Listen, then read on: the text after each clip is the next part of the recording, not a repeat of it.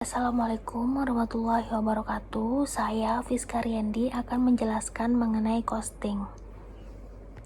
Konsep dasar proses costing. Proses costing adalah sistem kalkulasi biaya yang digunakan oleh perusahaan yang memproduksi produk yang sama secara kontinu.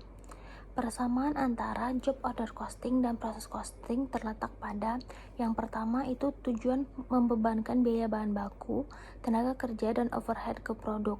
Yang kedua, jenis akun manufaktur dasar yang dipakai overhead pabrik, bahan baku, BDP, dan barang jadi. Yang ketiga, aliran biaya melalui akun manufaktur. Selanjutnya itu ada perbedaan job order costing dan proses costing.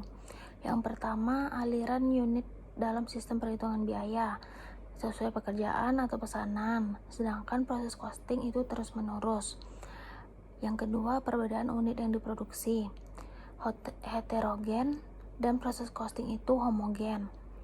Yang ketiga itu berdasarkan dokumen pengendali yang digunakan, kartu biaya per pekerjaan, sedangkan proses costing itu adalah laporan produksi per departemen. Lanjutan dari konsep dasar proses costing. Proses costing adalah sebuah sistem di mana biaya unit dari sebuah produk atau jasa diperoleh dengan membagi-bagi biaya total ke banyak unit yang identik atau serupa. Masing-masing unit menerima jumlah yang sama dari biaya bahan baku, biaya tenaga kerja langsung, dan overhead manufaktur. Biaya unit diperoleh dengan membagi biaya total yang dikeluarkan dengan jumlah unit output dari proses produksi. Asumsi proses costing. Bahan baku langsung ditambahkan pada awal proses produksi atau pada saat dimulainya pekerjaan dalam departemen berikutnya pada jalur perakitan. Biaya konversi ditambahkan sama banyaknya di sepanjang proses produksi. Selanjutnya itu adalah 5 langkah alokasi proses costing. Yang pertama, buat ringkasan aliran unit fisik output. Yang kedua, hitunglah output dalam unit-unit yang sama. Yang ketiga, hitunglah biaya per unit yang sama. Yang keempat, buat ringkasan biaya total. Dan yang kelima itu adalah bagi biaya total ke unit-unit yang telah selesai dikerjakan dan unit dalam tahap akhir pekerjaan. Proses costing di industri perkebunan. PT Perkebunan Nusantara 9 atau Persero merupakan salah satu perusahaan BUMN milik pemerintah yang mempunyai peranan penting dalam peredaran gula di masyarakat. Apalagi gula merupakan salah satu dari 9 bahan pokok, maka penentuan harga pokok produksi gula sangat berpengaruh pada masyarakat. Selain itu, PT Perkebunan Nusantara dalam penentuan harga pokok produksi gula juga harus memperhatikan peraturan pemerintah dan permasalahan intern perusahaan. PT Perkebunan Nusantara dalam penentuan harga pokok gula menggunakan pendekatan full costing, sebab telah memperhitungkan semua unsur biaya produksi ke dalam harga pokok produksi, baik yang berperilaku variabel maupun tetap. Metode proses costing rata-rata tertimbang itu adalah menghitung biaya per unit yang sama dari semua pekerjaan yang sudah selesai hingga hari ini, tidak mempedulikan periode akunting kapan pada saat pekerjaan tersebut selesai. Yang kedua itu membebankan biaya ini pada unit-unit ekuivalen yang sudah selesai dan mentransfer prosesnya keluar, dan pada unit yang belum selesai yang masih diproses. Biaya rata-rata tertimbang adalah jumlah total dari semua biaya dalam akun pekerjaan dalam proses dibagi dengan unit ekuivalen total pekerjaan yang sudah selesai hingga hari ini. Saldo awal akun pekerjaan dalam proses atau pekerjaan yang sudah selesai dari periode sebelumnya dicampur dengan periode biaya berjalan.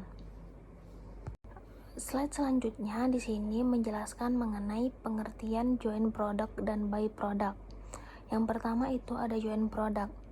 Joint product atau produk bersama adalah produk-produk yang dihasilkan dari suatu proses yang sama atau beberapa proses yang sama. Sebagai contoh, di sini ada pada pengolahan minyak bumi, menghasilkan beberapa produk, di antaranya bensin, minyak tanah, solar, aspal, dan parafin. Sedangkan kita lihat di sisi sebelahnya itu adalah byproduct. Byproduct atau produk sertaan atau sampingan itu adalah suatu produk yang nilainya relatif kecil yang dihasilkan bersamaan dengan produk lain yang nilainya lebih besar. Produk yang bernilai besar disebut main product atau produk utama. Contohnya di sini ada pada penggilingan padi. Produk utamanya adalah beras, sedangkan produk sampingannya berupa dedak dan merang.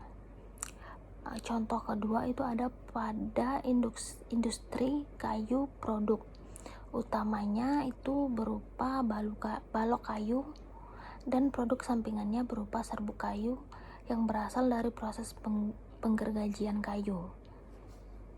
Di sini selanjutnya itu mengenai penghitungan joint cost. Joint process itu proses gabungan, adalah suatu proses produksi yang menghasilkan byproduct atau joint product. Joint process dimulai dari awal proses produksi sampai dengan split off point.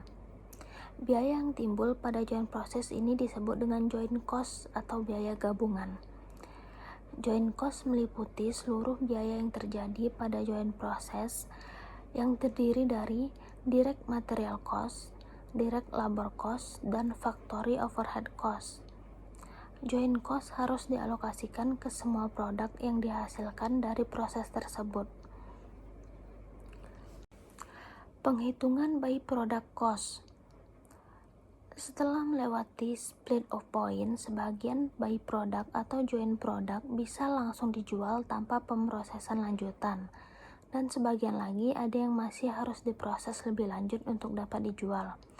Proses lanjutannya bisa merupakan proses yang terpisah untuk tiap-tiap produk. Bisa juga masih berupa joint process.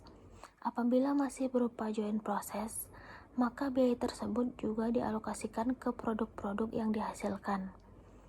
Biaya proses lanjutan setelah split of point yang setelahnya bukan merupakan joint process itu disebut dengan separable product cost.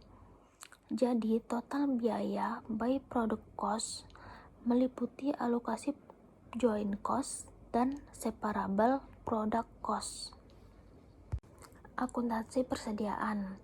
Terdapat dua sistem pencatatan akuntansi persediaan, yaitu yang pertama sistem perpetual, yang kedua itu sistem periodik atau fisik. Penentuan kedua sistem pencatatan tersebut tergantung pada kebijakan yang diambil oleh perusahaan. Metode cost akuntansi persediaan. Yang pertama itu ada FIFO, first in first out. Adalah metode untuk menentukan harga pokok penjualan dengan cara mengasumsikan bahwa produk yang sudah terjual merupakan produk terlama dalam inventaris. Yang kedua itu ada LIFO. LIFO itu adalah yang masuk terakhir keluar pertama. Maksudnya itu adalah metode ini mengasumsikan unit persediaan yang dibeli pertama akan dikeluarkan di akhir. Yang ketiga itu ada metode average. Biasanya disebut dengan metode rata-rata tertimbang. Metode ini membagi antara biaya barang yang tersedia untuk dijual dengan jumlah unit yang tersedia. Sekian penjelasan saya mengenai costing. Assalamualaikum warahmatullahi wabarakatuh.